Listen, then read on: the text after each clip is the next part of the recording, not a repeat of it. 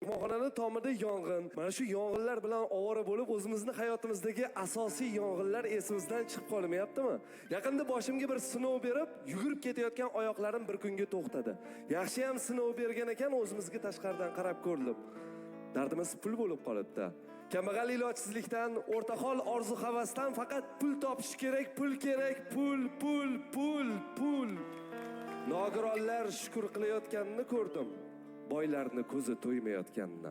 Firibgar mashayniklar o'zidan qahramon yasab biznes motivatorga aylanib va'z o'qiyotganini, olimlar, oqillar, donolar panada yashirinib, berkinib turganini, haqdor noto'g'ri bo'lib chiqib, qarzdor uyalmasdan do'q urayotganini, ariza yozayotganini uchratdim.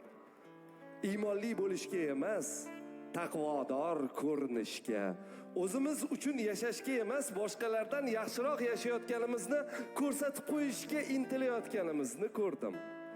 Eng yomoni bilasizmi nima? Mana shu holimizni bolalarimiz ko'rib katta bo'lyapti. Dubay shokoladi bilan stories qo'yish, velosipedga pulimiz yetmagan joyda Gelenwagen rulida video joylashtirish eng to'g'ri ish deb o'ylayapti. Siniy traktor bilan bolaligi o'tib ketyapti. Kvadroberga aylanib, it mushukka aylanib ko'chada yugurib yuribdi. Bir kun siz ham to'xtang, iltimos.